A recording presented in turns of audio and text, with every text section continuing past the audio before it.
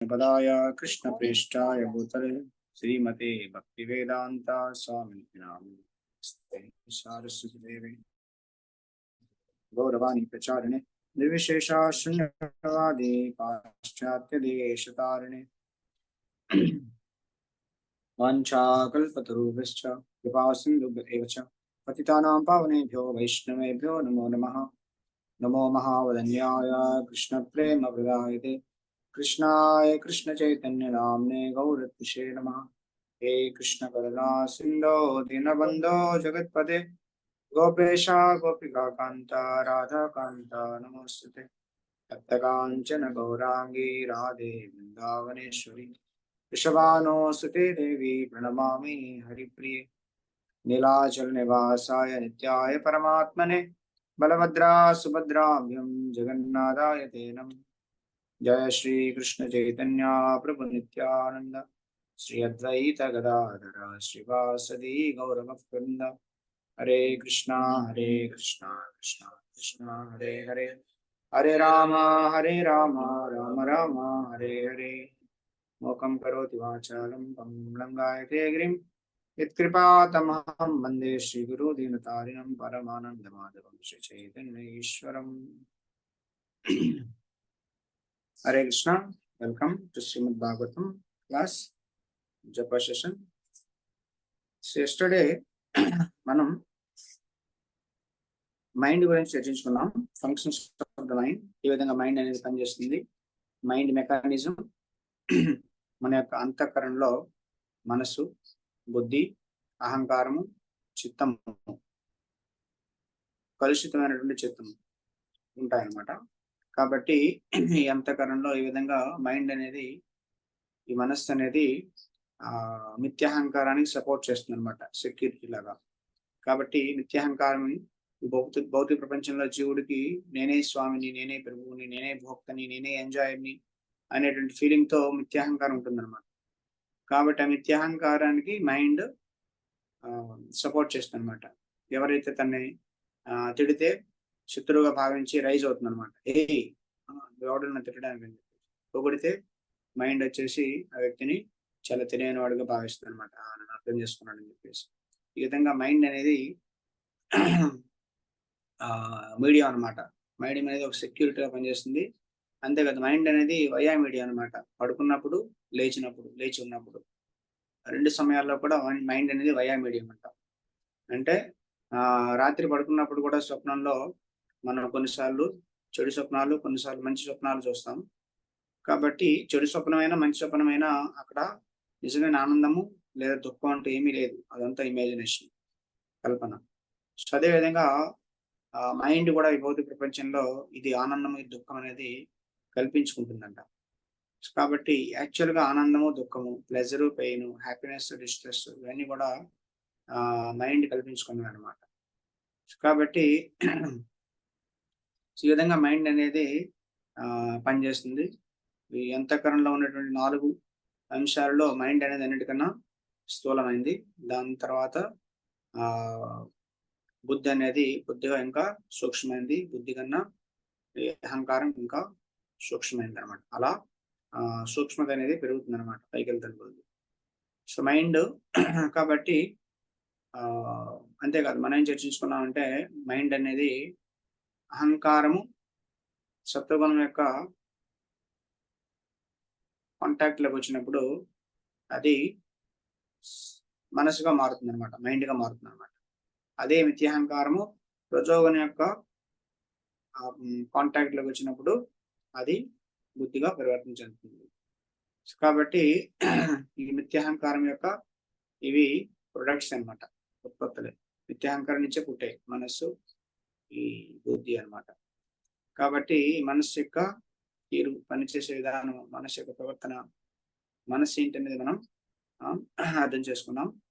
So మనసులో mind ఇది store house of all desires అంటారు. అంటే అన్ని రకాల కోరికలు కూడా మన మనసులో ఉంటాయి అనమాట. సో మనం ఏ జన్మలో కోరుకున్నామో, ఏ జన్మలో ఏమి చేశామో ఆ పనులు, ఆ పనుల యొక్క ప్రవృత్తులు, పని చేస్తే పాపం చేసేదానికి ఒక ప్రవృత్తి ఉంటుంది, మళ్ళీ చేయాలనే ప్రవృత్తి. కాబట్టి ఆ ప్రవృత్తులు అన్ని కూడా మనసులో ఉంటాయన్నమాట. కాబట్టి అందుకని యోగం అంటే యోగ పతాంజలి యోగ సూత్రాల ప్రకారం యోగా పర్పస్ ఏంటి అంటే యోగ చిత్తవృత్తి నిరోధి. అంటే యోగం చిత్తవృత్తి మనస్సు యొక్క ఆసిలేషన్స్ ని, మనసులో వచ్చేటువంటి రకరకాల తరంగాల కోరికల తరంగాల్ని అణచివేయాలన్నమాట. కొన్నిసార్లు మనసు ఎగురుతుంది ఆనందంలో, కొన్నిసార్లు దుఃఖంలో దుఃఖిస్తుంది. అలా దుఃఖంలో దిగులు చెందకుండా, సుఖంలో ఆనందపడిపోకుండా స్టడీగా ఉండాలన్నమాట. దుఃఖేషు అనుద్విగ్నమన సుఖేషు విగతాస్పృహ వితరాగ వైపద స్థితధోర్ముని ఉచ్యతే. కృష్ణుడు అదే చెప్తున్నాడు. ముని అంటే ఏంటి? ఎవరు? స్థితధోర్ముని. స్థితధీర్ముని అంటే ఆ వ్యక్తి కష్టాల్లో దుఃఖించడు, సుఖాల్లో వ్యక్తి ఆనందించడు అనమాట. అన్ని సమయాల్లో స్టడీగా స్థిరత్వంగా ఉంటాడనమాట. కాబట్టి ఈ విధంగా మనసు పనిచేసే తీరు గురించి మనం అర్థం చేసుకున్నాం. కాబట్టి ఈరోజు మనం అంతేకాదు, నిన్న సెకండ్ కి కూడా చర్చించుకున్నాం. రెండో సూత్రం ఏంటి? రెండో సూత్రం listen to one Mantra at a time. ఒక మంత్రాన్ని మనం జపించాలి. మంత్రం జపం చేసేటప్పుడు ఒక మంత్రాన్ని మాత్రమే మనం వినాలి. చాలా మంత్రాలు వింటే మనస్సు ఇటు అటు పారిపోతుంది అనమాట. ఎందుకంటే సత్వగుణంలో ఉంది కాబట్టి మనస్సుకి మనం ఏదైనా టాస్క్ పని సింప్లిఫై చేసి ఇస్తే అది చాలా ఈజీగా చేస్తుంది అనమాట. కాబట్టి మనం చర్చించుకున్నాం, మనస్సు అనేది ఏ విధంగా చిన్న పిల్లవాడు లాంటిది. పిల్లవాడిని కొద్ది కొద్దిగా తినమని చెప్పి మనం ప్రేరేపించి స్లోగా మొత్తం చాలా తినిపించవచ్చు అనమాట. అందుకని చెప్పేసి ఈ మనసుకు మనం జపం చేయించేటప్పుడు కూడా మనసుకు మనం చెప్తూ ఉండాలన్నమాట. ఒక మంత్రం జపించమని. ఆ ఒక్క మంత్రాన్ని మనం మనసు జపిస్తే దాని తర్వాత ఇంకొక మంత్రం, అలాగ మనం అన్ని మంత్రాలు చేయాలన్నమాట. అప్పుడు మనసు ఈజీగా తీసుకుంటుంది. లేదంటే ఇన్ని మంత్రాలు చేయాలని మనం చెప్తే మనసు ఏముంటుంది, ఎంతసేపు నన్ను పట్టుకుంటావు అని అడుగుతుంది అనమాట.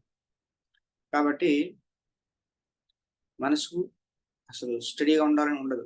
ఎందుకంటే మనసు అనేది చాలా ఫికిల్, చాలా అన్స్టడీ, స్థిరత్వం లేనిది, చంచలమైనది. కాబట్టి మనసుకి నచ్చదనమాట. కాబట్టి మనం మనసుకి ఎక్కువ పని ఇస్తే, మైండ్కి ఎక్కువ పని చెప్తే మైండ్ వెంటనే అది ఎలా చేయాలనేది ఆలోచిస్తుంది అనమాట. ప్లానింగ్ లోకి వెళ్ళిపోతాం. ఎలా చేయాలని చెప్పేసి ఇంకా ఇప్పుడు రజోగుణంలోకి వెళ్ళిపోతాం. ప్లానింగ్ అనగా రజోగుణంలోకి వెళ్ళిపోయి ఇంకా మైండ్ మనం ప్రస్తుతం చేస్తున్నటువంటి జపం మీద, మంత్రం మీద, నామం మీద ధ్యాస పెట్టదనమాట. అందుకని చెప్పేసి మనం జపం చేసేటప్పుడు ఒక మంత్రం జపం చేయాలి. ఒక మంత్రమే జపం చేయమని చెప్పాలన్నమాట. ఓకే, అది రెండవ సూత్రం జపానికి. దాని తర్వాత మూడవ సూత్రం వచ్చేసి డిటర్మినేషన్ అన్నమాట, పట్టుదల. సో పట్టుదల లేకపోతే మనం మంత్రం కొద్దిసేపు ఒక మంత్రం జపించేటట్లు మనసు వినేటట్లు చేయొచ్చు. కానీ కొద్దిసేపు అయిన తర్వాత మళ్ళీ పట్టుదల పోతే మళ్ళీ మనసు ఎటో పారిపోతుంది, మనం కూడా ఆపేస్తాం అనమాట చెప్పు. అందుకని చెప్పేసి పట్టుదల అనేది చాలా ఇంపార్టెంట్. అది థర్డ్కి, మూడవ సూత్రం పట్టుదల అనమాట. కాబట్టి మనసుకి సింపుల్ టాస్క్ ఇవ్వాలి, సరళమైనటువంటి పని ఇవ్వాలి. అది పట్టుదలతో జోడై ఉండాలన్నమాట. అప్పుడు మనం ఎక్కువసేపు జపం చేయగలుగుతాం అన్నమాట. కాబట్టి దానికోసం మనం సంకల్పాన్ని ఏర్పరచుకోవాలన్నమాట. నేను ఈరోజు పట్టుదలతో జపం చేస్తా, ఒక మంత్రం ఎట్ ఏ టైం వింటాను అని చెప్పేసి మనం సంకల్పాన్ని ఏర్పరచుకోవాలన్నమాట. ఈరోజు నేను వేరే దేని గురించి ఆలోచించను, డిటర్మినేషన్తో నేను జపం చేస్తానని చెప్పేసి మనం ముందే మైండ్లో పెట్టుకోవాలన్నమాట. సంకల్పాన్ని ఏర్పరచుకోవాలన్నమాట. కాబట్టి అలా సంకల్పం లేకపోతే కొద్దిసేపట్లోనే మనం డిస్ట్రాక్ట్ అయిపోతాం అన్నమాట. కాబట్టి సంకల్పం మనం చెప్పుకోవాలి మైండ్కి. ఎలా చెప్పాలంటే మనం ఆ సంకల్పం అనేది ఏదో మంత్రం ఆపేసి లేదా జపం ఆపేసి చాలా సేపు కూర్చొని దాని గురించి ఆలోచించడం కాదనమాట. అస్సలు తెలిసి తెలియనట్లు క్షణాల్లో ఫ్రాక్షన్ ఆఫ్ సెకండ్లో మనం దాన్ని అనుకోవాలన్నమాట. ఎస్, ఆ సంకల్పాన్ని ఏర్పరచుకోవాలి. ఇంకా జస్ట్ ఏదో గాలి వచ్చి మన మనసుని టచ్ చేసి వెళ్ళిపోయినట్లుగా ఈ సంకల్పం కూడా అలా వచ్చి వెళ్ళిపోవాలన్నమాట. జస్ట్ ఫ్రాక్షన్ ఆఫ్ సెకండ్ అలా అనుకోవాలన్నమాట. ఎస్, నేను జపం పట్టుదలతో చేస్తాను, నేను జపం చేయకుండా లేవను, ఇన్ని మాలలు చేయకుండా లేవను అని చెప్పేసి మనం పట్టుదల సంకల్పాన్ని ఏర్పరచుకోవాలన్నమాట. కాబట్టి అందుకని చెప్పేసి మనం జపం కోసం కూర్చుంటున్నాము, జపమాల చేతిలో పెట్టుకుంటున్నాము అంటే దేనికోసం? జపం శ్రద్ధగా చేయడం కోసం. అంతే తప్ప మనం అక్కడ కూర్చొని మనసుకి ఇన్విటేషన్ ఇచ్చి అమ్మ రా ఇల్లు ప్రపంచం అంతా తిరుగు అని చెప్పేసి ఇన్విటేషన్ ఇవ్వడం కోసం కాదు. కాబట్టి మనం ఎందుకు కూర్చుంటాం? చక్కగా శ్రద్ధగా జపం చేయడానికి కూర్చుంటున్నాం బీడి బ్యాగ్ పట్టుకొని. కాబట్టి అలా కూర్చుంటున్నాం అంటే అది మన కృష్ణుడితో సంబంధం ఏర్పరచుకోవడానికి, వ్యక్తిగత సంబంధం, పర్సనల్ రిలేషన్షిప్ ఏర్పరచుకోవడానికి మనకి ఉన్నటువంటి మంచి అవకాశం అన్నమాట. కాబట్టి కృష్ణుడితో సంబంధం ఏర్పరచుకుంటే ఏమవుతుంది? ఏర్పరచుకుంటే మనకి కావలసినవన్నీ కూడా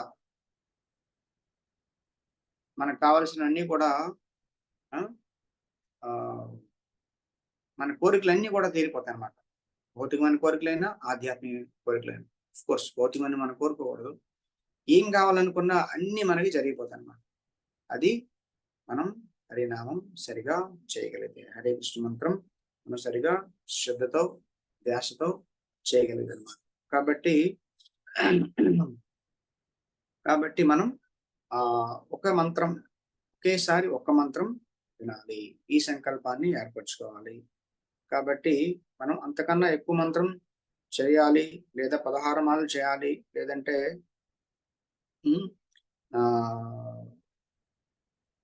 అని మనం అనుకుంటే, ఎక్కువ మంత్రం చేయాలి, ఎక్కువ మాలలు చేయాలని అనుకుంటే మైండ్ వెంటనే దాని గురించి ఆలోచిస్తుంది అనమాట. కాబట్టి ఫ్యూచర్ గురించి ఆలోచించకూడదు, గతం గురించి ఆలోచించకూడదు అనమాట. గతం 4 మాలలు అయిపోయి 5 మాలలు అయిపోయి నేనైతే సరిగా వెళ్ళలేకపోయానని చెప్పేసి దాని గురించి కూడా వరి అవ్వకూడదు. ఎందుకంటే నువ్వు గతాన్ని మళ్ళీ మార్చలేవు, మళ్ళీ వెనక్కి వెళ్ళి ఆ మాలలన్నీ జపం చేయలేవు. అలా అని చెప్పేసి ఫ్యూచర్ మంత్రాలు నువ్వు చక్కగా జపం చేస్తావనేటువంటి గ్యారంటీ కూడా ఏమీ లేదు. కాబట్టి మన చేతుల్లో ఉన్నదంతా ప్రస్తుతం మన చేతిలో ఉన్న మనం జపిస్తున్నటువంటి మంత్రం, ఆ మంత్రమే మన చేతిలో ఉంది.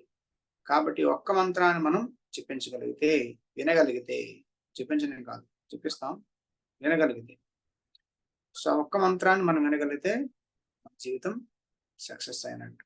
ఎందుకంటే ఒక్క మంత్రం మనం వినగలిగితే ఎంతో బెనిఫిట్ ఉంటుంది. సో ఒక్క మంత్రం కూడా వినడానికి కష్టంగా ఉంటే ఏం చేయాలి అప్పుడు? ఒక్క నామం కూడా వినొచ్చు. ఒక్క నామం వినమని మైండ్కి చెప్పొచ్చు. ఒక్క నామం వింటే ఏమైపోతుందండి అంటే మనకి ఒక్క నామంలో కూడా చాలా పవర్ ఉంటుంది అనమాట. ఒక్క నామంలో కూడా. సో కృష్ణ అనేటువంటి నామం, హరే అనేటువంటి నామం, లేదా రామ అనేటువంటి నామం మన యొక్క మైండ్ని స్పర్శించినప్పుడు అది పూర్తిగా భగవత్ తత్వంతో అందులో మునుగుతుందన్నమాట, ఆనందంలో మునుగుతుందన్నమాట. ఆ ఒక్క నామం కానీ మన మైండ్ స్పర్శించినా చాలా ప్యూరిఫై అవుతుంది, మైండ్ చాలా ప్యూరిఫై అవుతుంది. ఒక్క నామం, ఇంకొక మంత్రం జపించగలిగితే ఎంతో గొప్ప అనమాట. ఎంతో గొప్ప మంత్రం పూర్తిగా మనం మైండ్ ఏ ఆలోచన లేకుండా 16 నామాలు మనస్సు వినగలిగితే, ఒక మంత్రంలో ఉండేటువంటి 16 నామాలు మనస్సు వినగలిగితే చాలా గ్రేట్ అచీవ్మెంట్ అనమాట. అదే అండి. సో ఒక్క మంత్రం జపించడానికి ట్రై చేయండి. ఒక్క మంత్రం పూర్తిగా, ఒక్క మంత్రంలో ఒక్క నామం కూడా మిస్ అవ్వకుండా జపించేటట్లు, వినేటట్లు జపిస్తాం, అందరూ ప్రాబ్లం లేదు. కానీ వినాలన్నమాట. ప్రతి నామం మనం వినాలి ఆ మంత్రంలో. అలా ఒక్క మంత్రం జపించడానికి ట్రై చేయండి. ఒక్క మంత్రమే. ఆ ఒక్క మంత్రం చేశాక నెక్స్ట్ రెండో మంత్రానికి చేయడానికి సిద్ధమవ్వండి. అప్పుడు రెండో మంత్రం కూడా చేయండి. ఎలా ఉంటుందో చూడండి. సో ఒక్క మంత్రం కానీ మనం శ్రద్ధగా చేయగలిగితే అదే బిగినింగ్ ఆఫ్ అఫెన్స్లెస్ చాంటింగ్ అన్నమాట. అపరాధరహితమైనటువంటి జపానికి ఆరంభం అదే. కాబట్టి అలా చేస్తే మనకి ఆ నామం అనేది చాలా ఆనందంగా అనిపిస్తుంది అనమాట. ఆ జపం అనేది చాలా ఆనందంగా అనిపిస్తుంది అనమాట. ఇంకా చేయాలనిపిస్తుంది అనమాట. కాబట్టి ఒక్క మంత్రం జపం చేయడమే లక్ష్యంగా పెట్టుకోవాలి. పెట్టుకొని మనం ఆ మంత్రంలో ఉండేటువంటి అన్ని నామాల్ని వినగలగాలి. అది మనం ప్రాక్టీస్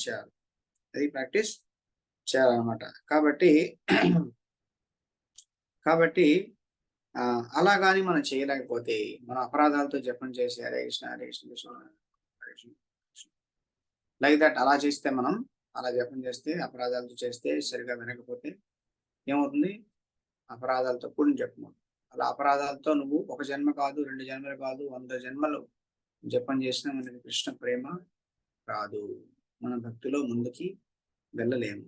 కాబట్టి మనం జపం యొక్క క్వాలిటీని బాగా పరీక్షించాలి. బాగా టెస్ట్ చేసుకోవాలి. మనం జపం ఎలా చేస్తున్నాము? మన మైండ్ ఎటు ఉంది? ఇది చాలా ఇంపార్టెంట్ మన భక్తిలో. అన్నిటికన్నా చాలా చాలా ముఖ్యమైనటువంటిది ఇదనమాట. ఎందుకంటే 99% అడ్వాన్స్మెంట్ జపం నుండి వస్తుందంటారు ప్రభుపాద. 99% అడ్వాన్స్మెంట్ జపం నుండి వస్తుందంట. అంటే ఇంత జాగ్రత్తగా చేయాలి జపం. ఆ 99% అడ్వాన్స్మెంట్ జపం నుండి వస్తుంది. కానీ జపం యొక్క క్వాలిటీ 99% మైండ్ మీద ఆధారపడి ఉంటుంది. కాబట్టి ఈ మనసు ఎటు పరిగెడుతుంది, ఏమి ఆలోచనలు ఉన్నాయి, ఏం ప్లాన్స్ ఉన్నాయి మనసులో, అవన్నీ మనం చాలా జాగ్రత్తగా చూసుకోవాలన్నమాట.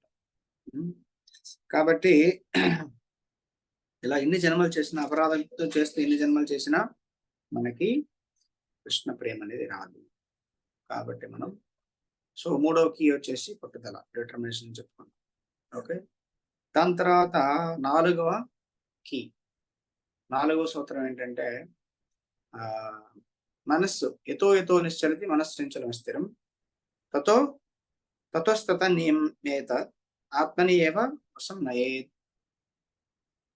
అర్జున, మనస్సు అనేది దాని యొక్క అస్థిరమైనటువంటి చంచలమైనటువంటి స్వభావం వల్ల ఇటు అటు పరిగెడుతుంటుంది. నీ యొక్క బాధ్యత ఏంటంటే నువ్వు దాన్ని తిరిగి వెనక్కి తీసుకొని వచ్చి భగవంతుడి మీద పెట్టాలి అని చెప్తున్నాడు. భగవంతుడి మీద పెట్టాలి, లేదా మన యొక్క కంట్రోల్లో పెంచుకోవాలి అని భగవంతుడు చెప్తున్నాడు. కాబట్టి మైండ్ పరిగెడుతూ ఉంటుంది ఇటు అటు. కానీ ఒకవేళ పారిపోతే ఏం చేయాలి? వదిలేస్తామా? మళ్ళీ బ్రింగ్ ఇట్ బ్యాక్, మళ్ళీ వెనక్కి తీసుకురావాలన్నమాట. కాబట్టి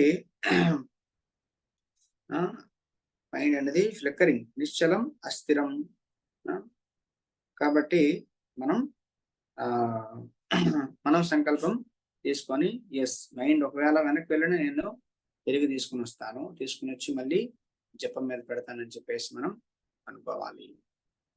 కాబట్టి మనసును వెనక్కి లాగడం అనేది 4వ సూత్రం.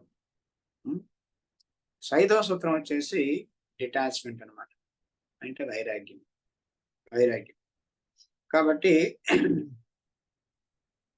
కాబట్టి freedom in chanting comes from focusing on one mantra we are currently chanting. Even if you have terribly chanted hundreds of mantras, you cannot go back and rechant them. కాబట్టి మనకి జపంలో ఆనందం ఎప్పుడు వస్తుంది? మనం ప్రస్తుతం చేస్తున్నటువంటి మంత్రం మీద మనసు పెడితే అప్పుడు మనకి జపంలో విజయం వస్తుంది అన్నమాట. గతంలో చేసిన జపం ఇంతవరకు ఇన్ని మాలలు చేశాను, సరిగా చేయలేదు, అన్ని వేస్ట్ అయిపోయి, సరిగా వినలేదని బాధపడేదానికన్నా, లేదా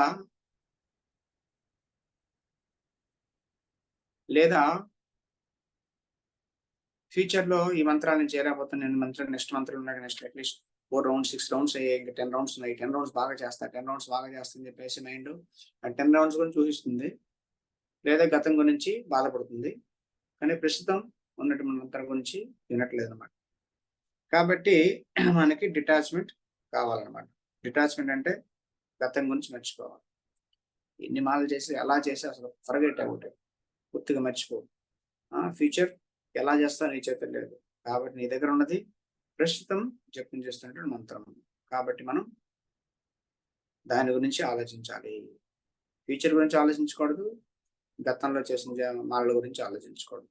ఇది కూడా చాలా ఇంపార్టెంట్ అనమాట. ఇది చాలా చిన్న విషయాల్లో ఉండొచ్చు, కానీ చాలా చాలా ఇంపార్టెంట్ అనమాట.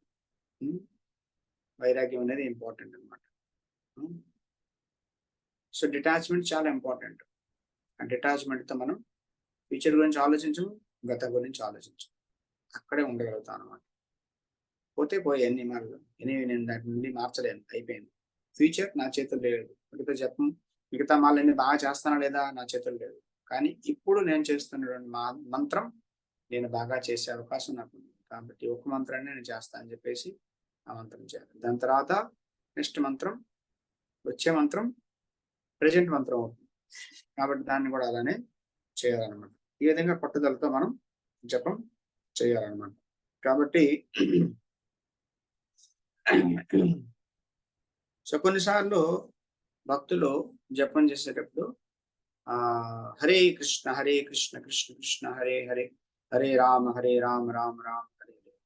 హరే కృష్ణ అనగానే అసలు మైండ్ లేదనమాట. అక్కడ స్టార్ట్ చేసేసరికి మైండ్ ఇంకా రాలా. ఓకేనా? కాబట్టి హరే రామ్ అన్నప్పుడు వస్తుంది, అయినా నో ప్రాబ్లం. హరే రామ్ అని హరే రామ్ నుంచి స్టార్ట్ చేయి. ఓకేనా? అక్కడి నుంచి మనసు పెట్టడం, మంత్రం మీద మనసు పెట్టడం ప్రారంభించు. హరే రామ్ రామ్ రామ్ హరే హరే, హరే కృష్ణ కృష్ణ కృష్ణ హరే హరే. నెక్స్ట్ సైకిల్లో అది మళ్ళీ కృష్ణ మీద కూడా వస్తుంది. కాబట్టి ఎక్కడ ఫస్ట్ నేను మంత్రం హరి వినలేదే, కృష్ణ వినలేదే అంటే నో ప్రాబ్లం. ఎక్కడి నుంచి ఉంటుంది అక్కడి నుంచి స్టార్ట్ చేయి. అక్కడి నుంచి పట్టుకొని మనసుకి మంత్రాన్ని మనం వినిపించాలన్నమాట. కాబట్టి 15 మంత్రాలు, 15 మాలలు నేనేమీ వినలేదు, సరిగా నేను జపం చేయలేదు, అయినప్పటికీ నో ప్రాబ్లం. 16 మాల నీ దగ్గర ఉంది, 16 మాల జపం సరిగా చెయ్యి అని అంటున్నారు అన్నమాట. కాబట్టి ఈ విధంగా మనం ఒక్క మంత్రం సరిగా చేసిన గొప్పే అనమాట. ఒక్క మంత్రం మనం సరిగా చేసిన, ఒక మంత్రాన్ని మనం విన్నా పూర్తిగా అది గొప్ప అచీవ్మెంట్. కాబట్టి సరే ఒక్క మంత్రం వింటానని కూర్చోకూడదు. ఒక్క మంత్రం వింటే అంత లాభం ఉంటే ఇంకా 2 మంత్రాలు, 3 మంత్రాలు, 10 మంత్రాలు వింటే ఎంత గొప్ప సంతృప్తి వస్తుంది. కాబట్టి మనం ఈ విధంగా ఒక మంత్రం విన్నా దాని యొక్క ప్రయోజనం చాలా ఉంటుందని అర్థం చేసుకొని ఒక్కొక్క మంత్రాన్ని జపించాలి. ఇంకా మాలలో ఉండేటువంటి అన్ని మంత్రాలు వింటే, 16 మాలల్లో ఉండేటువంటి అన్ని మంత్రాలను వింటే ఎంత బెనిఫిట్ వస్తుంది, ఎంత ఆనందం వస్తుంది, భక్తులు ఎంత రుచి వస్తుంది, ఎంత నిరపరాధమైన జపం మనం చేసినట్లు అవుతుంది చూసుకోండి. కాబట్టి ఈ జపం చేసేటప్పుడు చాలా మైండ్ఫుల్గా చేయాలి, మనసు దగ్గర పెట్టుకొని చేయాలి. కేర్లెస్గా మాలలో చేయి పెట్టి హరే కృష్ణ కృష్ణ కృష్ణ హరే హరే రామ హరే రామ మైండ్లెస్ పెట్టకూడదు. జపమాల పట్టుకున్నామంటే ఓకే, నెక్స్ట్ నేనేం చేయాలి, నాకు ఏమైనా పనులు ఉన్నాయా, నా మైండ్ ఫ్రీగా ఉందా లేదా, నా మైండ్లో చాలా ఆలోచనలు ఉన్నాయా, చాలా హెడేక్స్ ఉన్నాయా, టెన్షన్లు ఉన్నాయా, అవన్నీ లేకుండా చేయాలి, అవన్నీ లేకుండా చేయాలన్నమాట. కాబట్టి అలా చేయాలన్నమాట. లేదంటే మైండ్ ఫ్యూచర్ గురించి ప్లాన్ చేస్తుంది, టెన్షన్స్ గురించి గుర్తు చేస్తుంది. అది అలా అయిపోయింది, ఇలా అయిపోయింది, సరిగా లేదు నీ లైఫ్లో, అది సరిగా లేదు నీ లైఫ్లో అని చెప్పేసి ఉంటుంది. ఇంకా దాని గురించి చింతిస్తూ ఉంటుంది. కాబట్టి అన్ని చింతనలు, అన్ని దుఃఖాలు, అన్ని నీ యొక్క ప్లాన్స్, ప్రణాళికలు అన్నీ పక్కన పెట్టాలి జపం చేసేటప్పుడు. మైండ్ ఏంటంటే జపం చేసేటప్పుడు మైండ్ చేసేటువంటి అతిపెద్ద నష్టం ఏంటంటే అది మనకి హరే కృష్ణ జపం కన్నా మిగతా విషయాలు, మిగతా పనులు ముఖ్యం అని చెప్తున్నారు అన్నమాట. అదే మనసు చెప్పేటువంటి, మనసు మనకి చేసేటువంటి పెద్ద మోసం. కాబట్టి హరే కృష్ణ మహామంత్ర జపం కన్నా వేరే పని కానీ, వేరే విషయం కానీ, వేరేటువంటి ప్లాన్ కానీ ముఖ్యం కాదు, ముఖ్యం కాదు అనే విషయాన్ని మనం మన మైండ్కి చెప్పాలి, మన మైండ్కి చెప్పాలి. కాబట్టి ఇప్పుడు జపం చేస్తున్నాం, అన్నిటికన్నా మోస్ట్ ఇంపార్టెంట్ వర్క్ సృష్టిలో, ఈ 14 లోకాల్లో అన్నిటికన్నా చాలా చాలా ఘనమైనటువంటి, చాలా ముఖ్యమైనటువంటి కార్యం నువ్వు చేస్తున్నావు ఇప్పుడు. దీని ముందు నీ కొడుకు పెళ్ళి ఉన్నా, నీ కూతురి పెళ్ళి ఉన్నా, లేదా ఎంత పెద్ద ఫంక్షన్ అయినా, పార్టీ అయినా, ఏమున్నా, లేదా నీ నీ ఫ్రెండ్ నీ ఎవడో ఐసీయూలో ఉన్నా కూడా అది కూడా అంత ముఖ్యం కాదు. ఇదే ముఖ్యం. ఎందుకంటే నువ్వు జపం చేస్తే ఆ వ్యక్తి కూడా లాభం ఇస్తుంది. అర్థమైంది? ఆ వ్యక్తి కూడా నీ జపం వల్ల భగవంతుడిని తన యొక్క కర్మను మార్చేస్తాడు. అర్థమైంది? కాబట్టి దేని గురించి టెన్షన్ తీసుకోకూడదు, అన్ని పక్కన పెట్టాడు. జపం చేసేటప్పుడు ప్రశాంతమైన మనస్సు ఉండాలి. ఎలాంటి టెన్షన్ ఉండకూడదు, ఎలాంటి యాంగ్జైటీ ఉండకూడదు, ఎలాంటి ప్లాన్ ఉండకూడదు. రోజంతా ఏం చేస్తా అనేది ఆలోచించుకోవాలి. అసలు మన రోజంతా చేసేటువంటి పనులు అన్నీ కూడా 22 అవర్స్ మనం చేసే పనులన్నీ కూడా దేనికోసం? జపం కోసం అని మనం చెప్పాలి మైండ్. జపం కోసం నేను 22 అవర్స్ పనులన్నీ చేస్తున్నాను. కాబట్టి ఇప్పుడు ఆ 22 గంటలు నేను చేసినటువంటి సేవలు అయితే ఏవైతే ఉన్నాయో, లేదా రకరకాల భౌతికమైన కర్మలు, ఈ శరీరానికి సంబంధించిన కర్మలు కూడా చేయాల్సి వస్తుంది. అవి కూడా నేను భగవంతుడి కోసం చేస్తున్నాను. అవి కూడా వాటన్నిటి యొక్క ప్రతిఫలం నాకు భగవంతుడు ఇప్పుడు జపం చేసేటువంటి అవకాశం ఇచ్చాడు. కాబట్టి దాని యొక్క ఫలం ఇది, దాని యొక్క ప్రతిఫలం ఇది. భగవంతుడు మనం జపం చేసేటువంటి అవకాశము, సమయము ఇచ్చాడు. కాబట్టి దేని గురించి ఆలోచించాల్సిన అవసరం లేదు. అవన్నీ కూడా దీనికి సబార్డినేట్ గా ఉంటాయి. జపానికి మిగతా మనం చేసే పనులు అన్ని కూడా సబార్డినేట్. కాబట్టి వాటిన్నిటిని కూడా నేను పక్కన పెడతాను. ఏది ఇంపార్టెంట్ కాదు, ఇది అన్నిటికంటే ఇంపార్టెంట్. నేను కృష్ణుడితో పర్సనల్గా కూర్చొని భగవంతుని ఆహ్వానిస్తున్నాను, భగవంతుని నామాన్ని ఆహ్వానిస్తున్నాను. కాబట్టి నా మనస్సు పూర్తిగా భగవంతుడి యొక్క నామంలో, భగవంతుడి యొక్క మంత్రంలో అది పూర్తిగా విమర్శ అయిపోవాలి, పూర్తిగా మునిగిపోవాలి. దాంతో మనసు అంతా కూడా ఈ నామంతో ఆవృతం అవ్వాలి, అందులో మునిగిపోవాలి. ఈ నామంతో స్నానం చేయించాలి మనస్సుని అని చెప్పేసి మనం మనసుకి చెప్పాలన్నమాట. చెప్పి ఎలా కూర్చోవాలి, ఎలాంటి టెన్షన్ ఉన్నా, ఎలాంటి ఆలోచన ఉన్నా, ఎలాంటి పని ఉన్నా జపం సరిగా చేయలేవు. కాబట్టి ఇలా మనం ప్రాక్టీస్ చేయాలన్నమాట. మంత్రం తర్వాత ఇంకొక మంత్రం తర్వాత ఇంకొక మంత్రం తర్వాత ఇంకొక మంత్రం, అలా చేయాలి. ఓకే, అలా చేసి ఒక్క మాల చేయడానికి ప్రయత్నించండి. అలా ఒక్క మాల చేయడానికి ప్రయత్నించండి, ప్రాక్టీస్ చేయండి. ఒక్క మాల ఖాళీగా ఉన్నప్పుడు ఒక్క మాల అలా చేయడానికి ప్రయత్నించండి. అలా చేస్తే ఆ ఒక్క మాలే చాలా, నీకు 16 మాలలు, మీరు అపరాధంగా 16 మాలలు చేసే దానికన్నా ఈ ఒక్క మాల నువ్వు ఎటెంటివ్గా చేస్తే నీకు ఎంతో హ్యాపీనెస్, సాటిస్ఫాక్షన్ వస్తుంది. నీకు ఎంతో ఇంట్రెస్ట్ వస్తుంది, రుచి వస్తుంది నామం పట్ల. కాబట్టి ఇలా మనం ఖాళీ సమయంలో కూర్చొని ఒక ప్రాజెక్ట్గా తీసుకోవాలి, పనిగా తీసుకొని నేను ఒక మంత్రం చెప్పం నేను చేస్తాను, ఇలా చేస్తానని చెప్పేసి